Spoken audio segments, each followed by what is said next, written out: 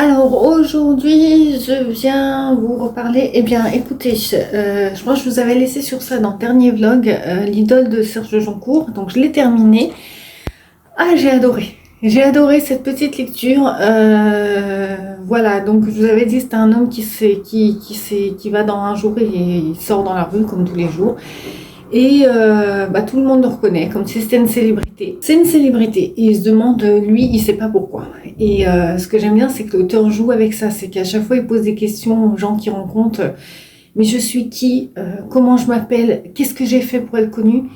Et à chaque fois, dans les dialogues, les personnages répondent aléatoirement. Donc en fait, même le lecteur ne sait pas. L'auteur nous laisse dans cette vague impression. Donc j'ai beaucoup aimé et on va assister à ce que cet homme qui vit cette célébrité, comment il la vit. Et en fait, c'est vraiment une satire, une petite critique de la célébrité, des médias. Et je trouve de comment l'auteur l'a formulé, j'ai bien apprécié. Franchement, j'ai très bien apprécié. Le petit message de fin était sympathique. J'ai beaucoup aimé ce livre. Franchement, j'ai beaucoup aimé ce livre. J'allais dire un petit bijou, mais non, pas tant que ça. Mais franchement, c'était un très très bon récit. J'ai passé un excellent moment. Donc ensuite, je vous avais dit que quand même, je lirai le tome 3 pour finir la trilogie du Paris des Merveilles de Pierre Pével. Ce que je suis en train de faire. Donc voilà. Je retrouve les personnages que j'aimais bien, l'ambiance que j'aimais bien, l'univers de Pierre Pével des Paris des Merveilles que j'aimais bien, c'est du steampunk. Voilà, c'est génial, donc je vous en dirai plus. En fait, je vous en parlerai en point lecture, mais je vous parlerai de l'intégrale, du tome 1, je ne vais pas, voilà, ça ne va rien parler que du tome 3, même si le tome 1 et 2, je les ai lus, je crois, l'année dernière. Donc il est temps quand même que ça se termine, hein. Et puis, c'est ma lecture en cours. Et puis, je feuillette encore un autre recueil de nouvelles. Dans l'ancien vlog, je vais parler de Histoire de monstres, un recueil de nouvelles que je feuillette de temps en temps. Là, j'en ai repris un autre que j'avais commencé je crois même l'année dernière, mais vraiment l'année dernière. J'avais commencé Dérobade de Jess Kahn, donc c'est des recueils de nouvelles de science-fiction et d'horreur. Et c'est très étrange et j'aime beaucoup. Alors, j'avais pas continué parce que c'est vrai que j'avais du mal avec la plume de l'auteur. Mais en fait, on s'y fait, c'est très intéressant. Voilà. Ouais, c'est franchement, je passe un bon moment aussi. J'adore le format. Au passage, j'avais eu ça en occasion. Les formats carrés comme ça, je sais pas pourquoi, je les adore. Et voilà quoi, je feuillette. Là, je les lis en ordre. Bon. C'est pas, voilà, quand c'est un recueil d'un seul auteur, je lis les nouvelles en ordre. Quand c'est des anthologies de plusieurs auteurs, je les lis en désordre, il n'y a pas de souci. Là, je préfère les lire en ordre, on ne sait jamais. Donc voilà, la couverture est très sympa aussi.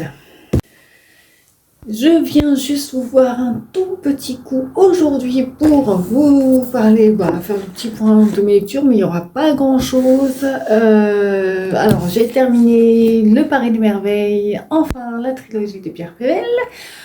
Voilà, je vous en dirai un peu plus dans un point lecture, parce que là c'était un tome 3, donc voilà, l'univers, t'aimes bien l'univers de Paris des Merveilles. Voilà, j'ai bien aimé. Je crois que je vous en... Non, je sais plus. Je vous en avais parlé. J'ai repris ce recueil de nouvelles, où je crois que je vous en avais parlé sur la vidéo d'avant. Donc je le feuillette, et j'adore. Il y a franchement, mais là-dedans, mais en fait, il y a tout, il y a de tout. Le gars, l'auteur, passe du fantastique à l'horreur, à la science-fiction, à la fantaisie, à la mythologie, à la terreur. Enfin, c'est un truc de fou. Il y a une nouvelle hyper original. C'est la guerre entre les différents personnages, les personnages des différents contes.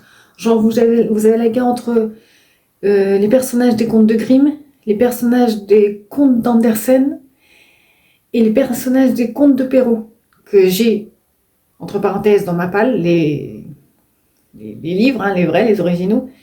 Et les personnages se font la guerre dedans. Mais c'est génial. C'est what the fuck. Cette idée, elle est pure.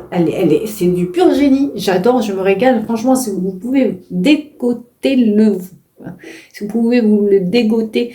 Moi, j'avais vu ça en occasion par hasard, vraiment.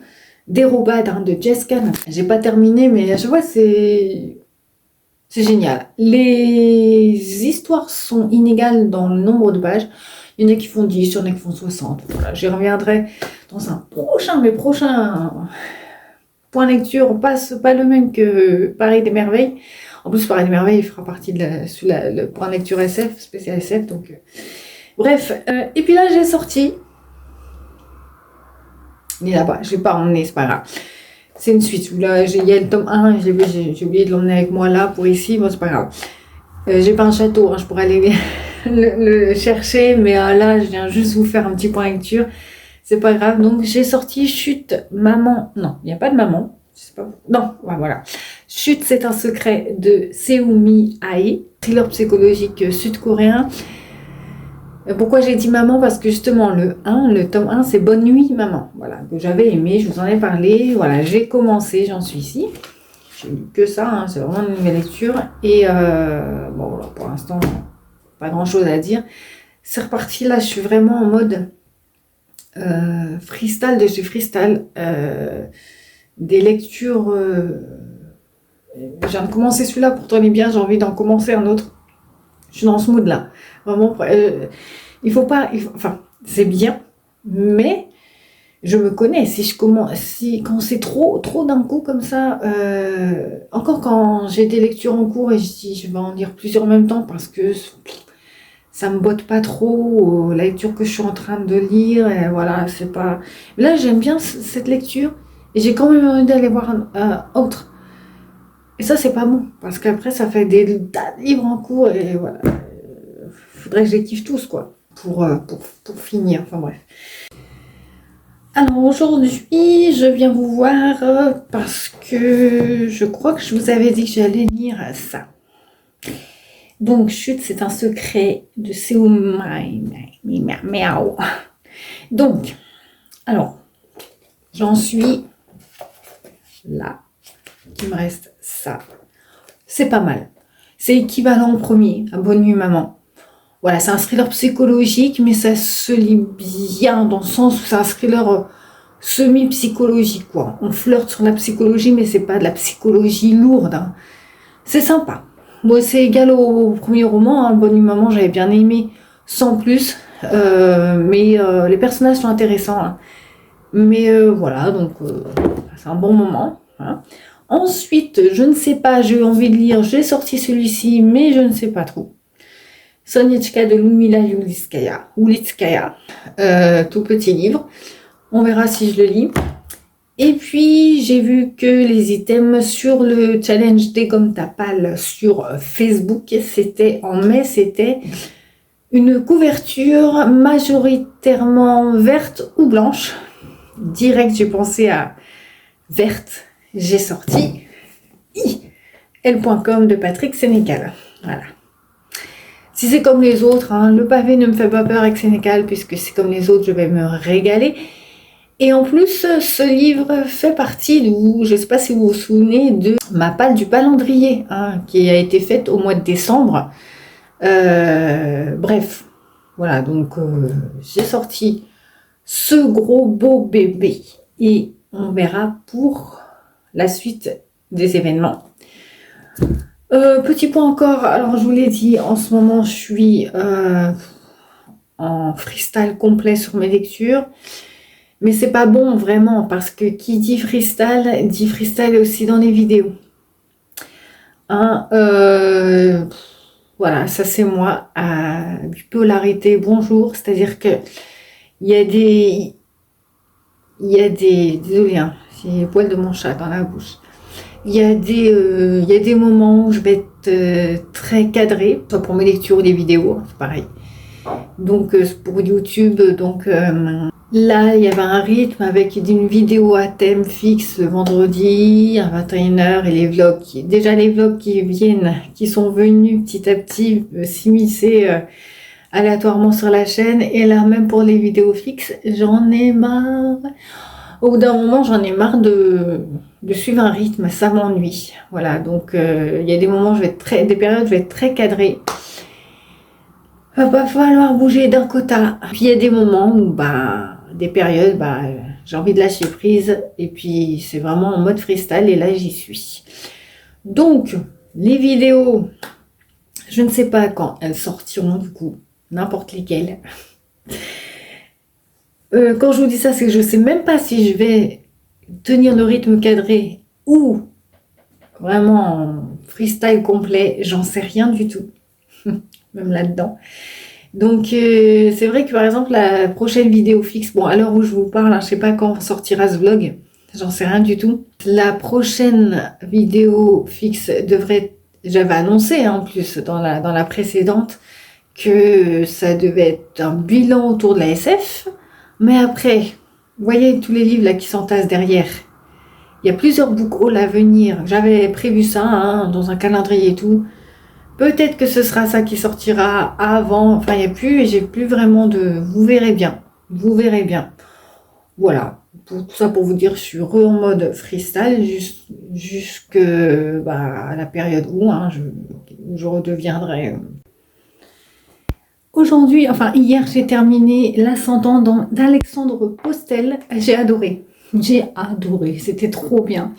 C'est un gars, on va suivre un gars. Il va avoir une petite descente aux enfers en fait, parce qu'il a appris que son père était décédé.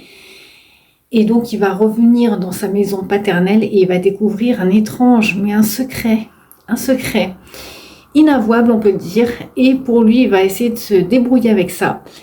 Le message du livre à la fin, j'ai adoré. Je savais, ça passait au sac à sec ce livre quand je l'ai acheté. Je vous l'avais dit en book haul. Et ça a passé. Il fait 140 pages, c'est pour ça que je disais ça va passer au cassé parce qu'en si peu de temps.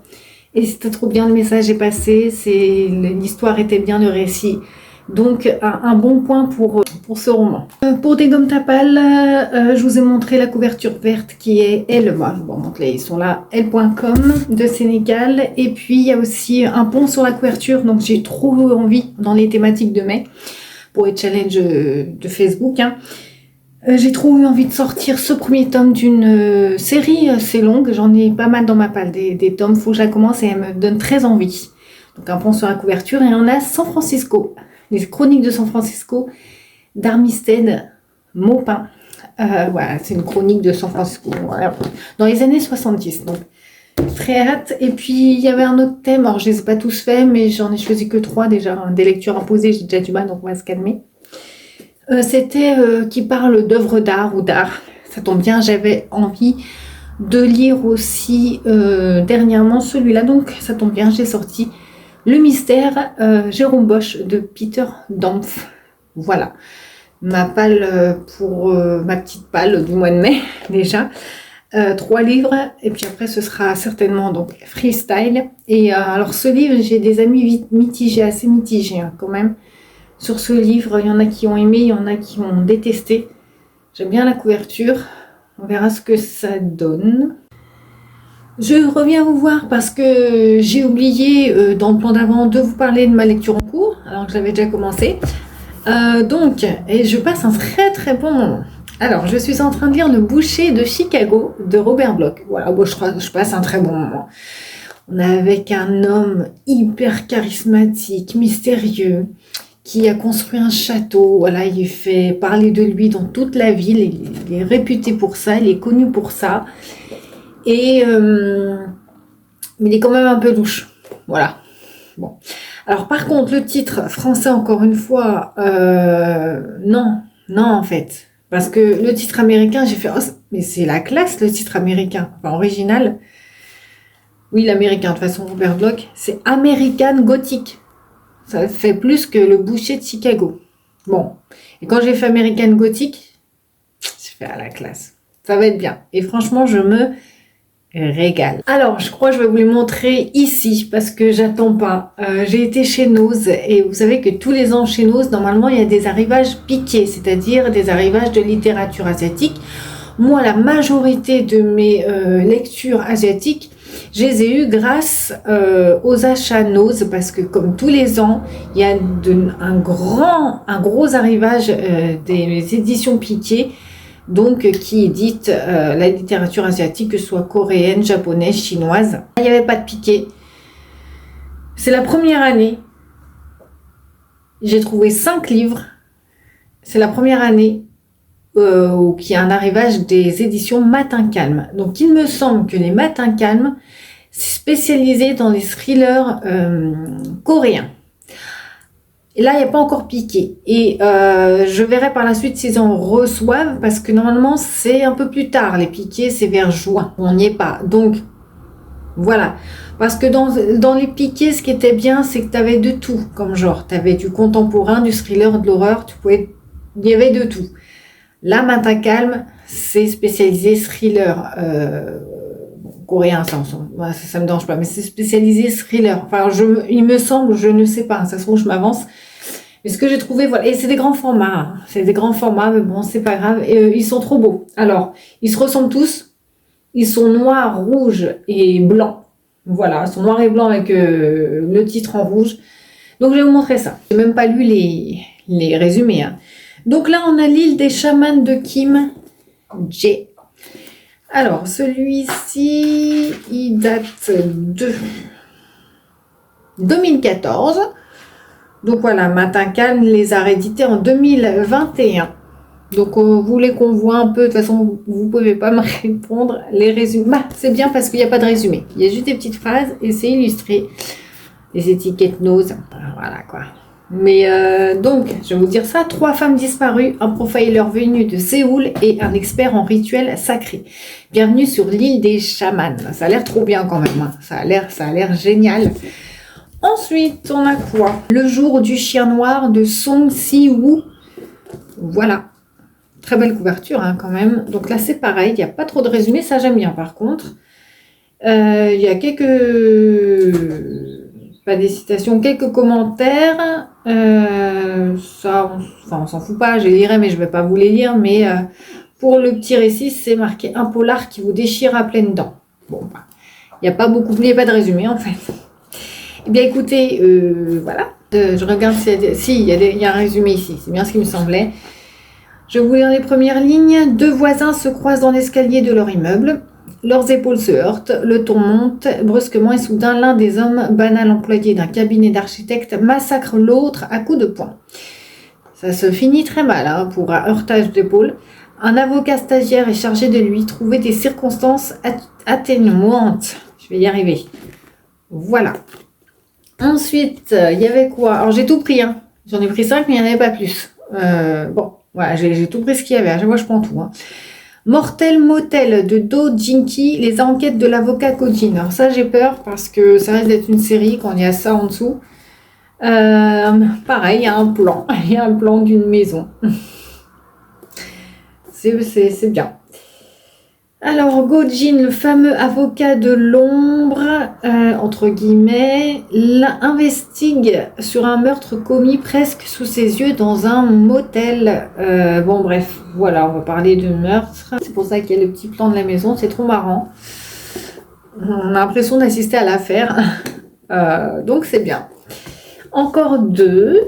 Là, on a le film volé de Yu Sung-dong. Voilà, un polar taillé pour le cinéma. Ça a l'air action un peu, thriller action. La vie, c'est du cinéma, la mort, moins.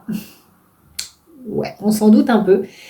So Dong-young est scénariste pour le cinéma. En vérité, il gagne sa vie en donnant des cours dans une fac modeste de Séoul. Et que depuis son premier scénario primé quelques dizaines d'années avant, il n'a pas réussi à placer grand-chose de correct. Alors il joue le jeu, il fait semblant tout en profitant des rares étudiants qu'il arrive encore à impressionner, jusqu'au jour où il va enfin donner à son producteur le scénario de la décennie, dont hélas il n'est pas l'auteur. 3 petits points de suspension. Et le dernier était quelque part des cadavres de Park Yoon-son. Voilà. Avis aux ados qui se lèvent tard. Une enquête sous le soleil. Voilà. C'est intriguant, hein, du coup. Je viens de voir un truc là, regardez. Le petit dessin à côté, vous voyez. Bon, eh bien écoutez, je suis contente. Donc à mon avis, s'ils sont dans mon ose, j'habite pas dans une grande ville non plus. Ils y seront aussi dans le vôtre. Si ça vous intéresse, vous pouvez vous les procurer. Bah voilà. Franchement, alors tous me donnent envie. Franchement, tous me donnent envie. Mais celui-là me donne plus envie, le titre.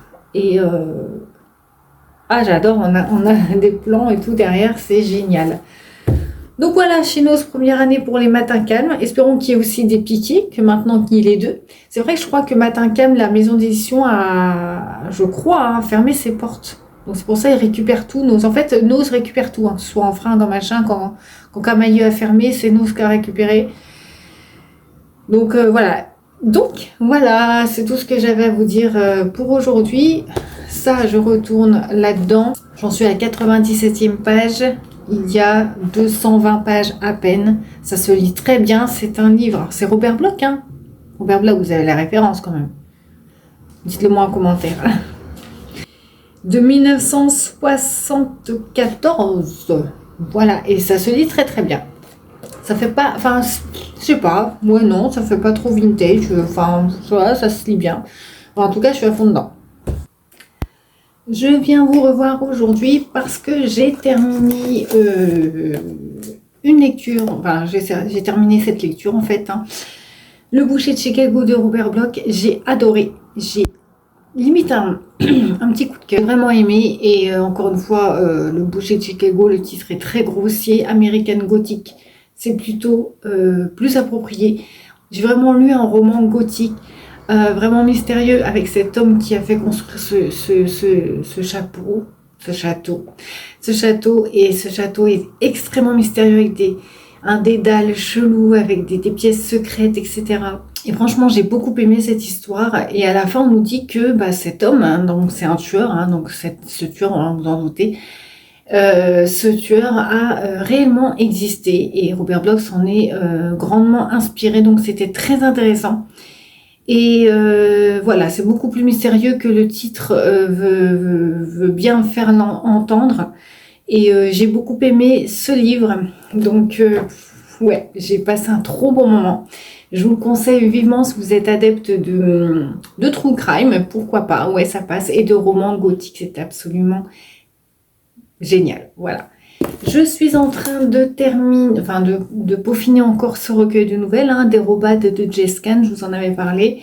J'ai encore lu une nouvelle aujourd'hui, c'était encore génialissime, on est dans la terreur, l'horreur fantastique, je vais y arriver. C'est exquis, c'est exquis. Il a une plume tellement riche en vocabulaire, en plus c'est dans le champ lexical vraiment... Du sombre, et que des fois c'est un peu difficile à se mettre dedans parce que tous les mots sont riches, mais quand tu te mets à fond dedans, c'est du pur bonheur. Non, franchement, cet auteur, faut que je me penche sur lui. J'ai vu sur Librairie qu'il a écrit pas mal de livres.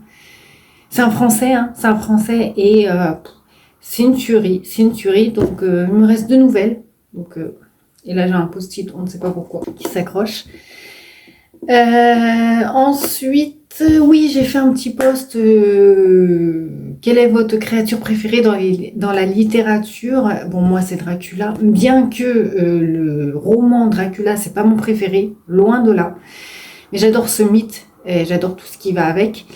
En ce qui concerne les vampires, c'est vrai que j'ai lu pas mal. Maintenant, j'en ai pas lu assez de romans concernant les vampires.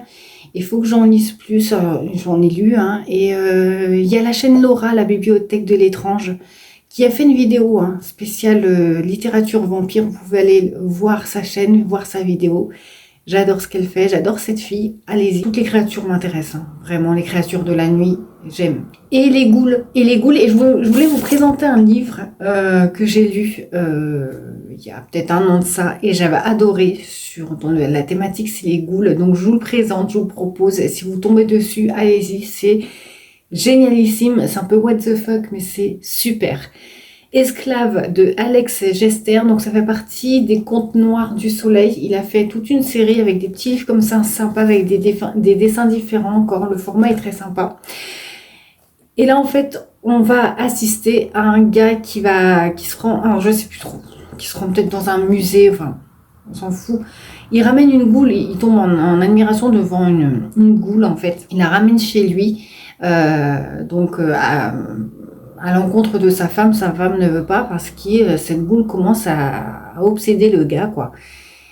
Et c'est un roman, on va dire, féministe, parce que voilà, ça va pas rester dans la même situation tout au long du récit. Et la goule a vraiment son importance, son rôle à jouer dedans. J'ai vraiment adoré pour le coup ce récit. Donc, la goule, on la surnomme Amine, une créature femelle aussi sensuelle que monstrueuse. C'était génialissime. Donc voilà, une petite reco. J'ai adoré. Et puis, j'ai appris aujourd'hui, ce matin, que Monsieur Paul Auster, un de mes auteurs chouchous, j'arrête pas de vous en parler, est décédé. Voilà. Voilà, j'aime que les morts, hein, donc voilà, encore un de plus. J'ai fait un petit post aussi pour 2 recos sur lui, vous pouvez les lire. Je ne vais pas m'attarder dessus parce qu'ici sur la chaîne, j'arrête pas d'en parler. Il faut dire que Paul Auster, il m'en reste longtemps, beaucoup, mais beaucoup à lire. Vraiment, donc Moon Palace, Moon Palace, je vous le recommande. Marco, 17 ans, qui erre dans les rues de New York. Voilà, on suit sa vie, c'est purement génial. Et Monsieur Vertigo, ce petit garçon qui rencontre ce vieil homme qui va l'initier aux joies, qui va lui promettre d'apprendre à voler au petit garçon, vraiment. Et on assiste, donc ça c'est très poétique, ça c'est très touchant, ça c'est très touchant, hein. Crimi. Les deux sont très touchants. Là, j'ai carrément chialé sur celui-là. C'est 2 petits bijoux. Vraiment, la plume de Paul Auster, bien sûr, il fait beaucoup. Et j'ai lu un 3e livre de lui que j'avais adoré aussi, moins connu, dans le scriptorium. Voilà, entre fiction et réalité. C'est un homme qui se réveille dans une chambre d'hôpital. On est en huis clos. Il se demande ce qu'il fait là. Il va rencontrer ses démons, ses propres personnages aussi de livres. Alors, c'est vrai que pour celui-là, à la limite, il faut lire tout le Paul Auster avant son œuvre, parce qu'on rencontre beaucoup de personnages. Je crois qu'on rencontre Marco de Moon Palace dedans, qui vient le voir. C'est des visiteurs qui viennent le voir dans sa chambre d'hôpital. Voilà, on est un peu dans un truc psychologique, c'est super. Donc moi j'ai lu 3 livres de lui, c'était des bombes. Donc voilà pour le petit hommage à Paul Auster. C'est fou, c'est fou, mais voilà, donc je ne sais pas si je vais m'arrêter là pour le vlog. J'en sais rien du tout, je n'en sais rien du tout. Je vais continuer ça, je ne sais pas quelle sera ma prochaine lecture.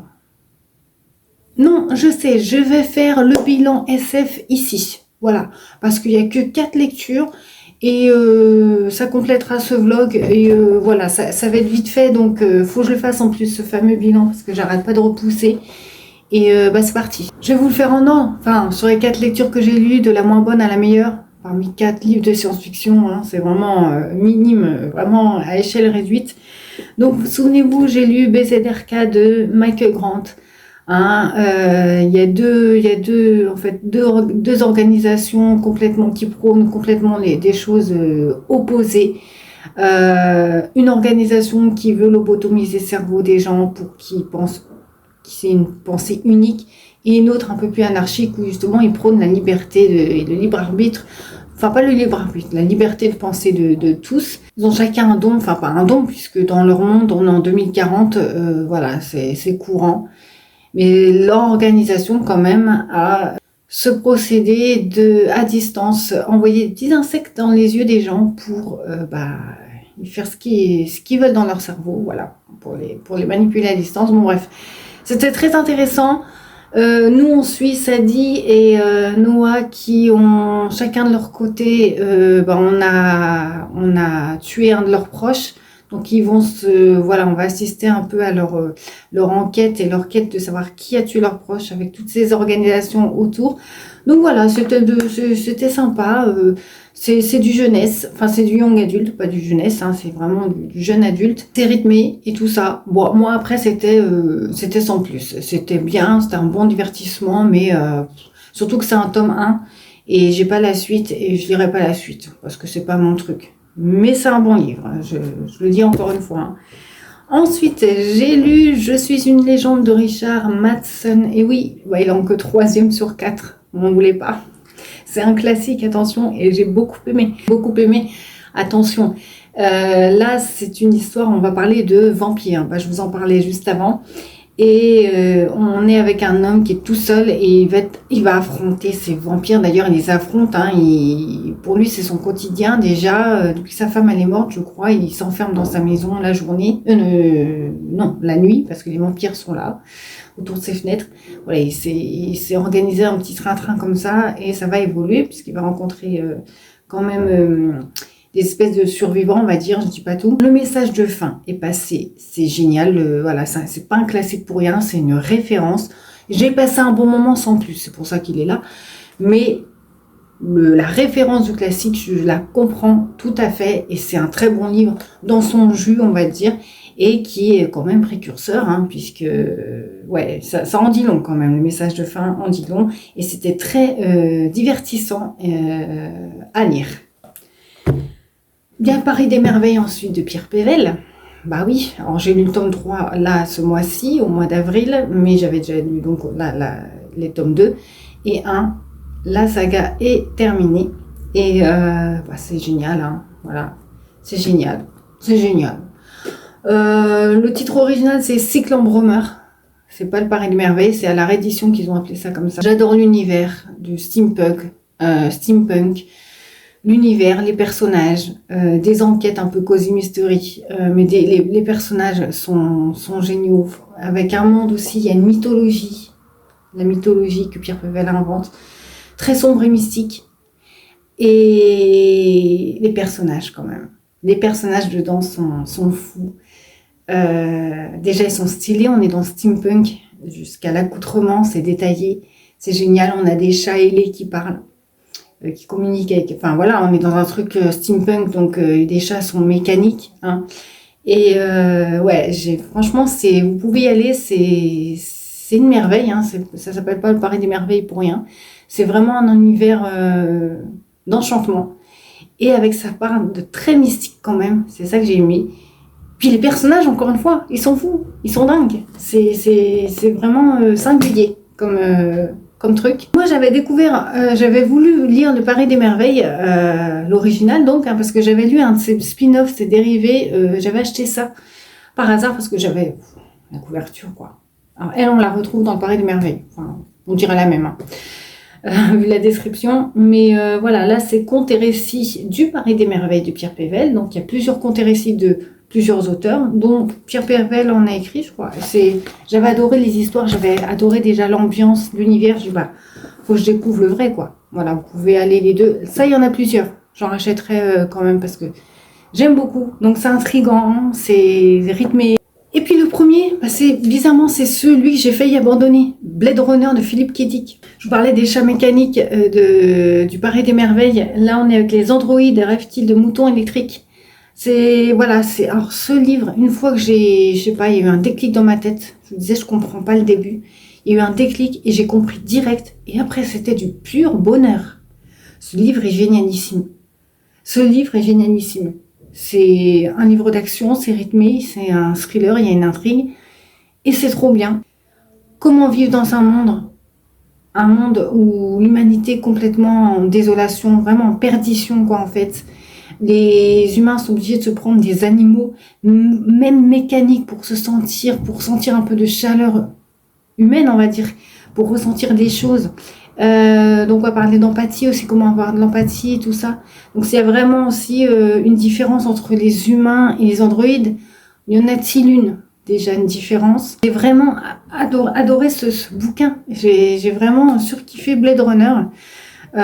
Ça pose beaucoup de questions tout en se divertissant. Quelle solution pour que l'humanité reprenne espoir? Et donc Philippe K. Dick a eu cette idée de moutons électriques, d'animaux électriques, et la plume est très moderne. Voilà, j'ai pas trouvé autant dans Ubik. J'ai lu Ubik de Philippe K. Dick. J'ai trouvé ça très froid, bien que très intéressant et très visionnaire. Je vous invite aussi à lire Ubik. hein, c'est pas des moindres. Mais là, j'ai vraiment passé un bon moment, comme si je lisais un livre d'action contemporain. C'est un livre de 68.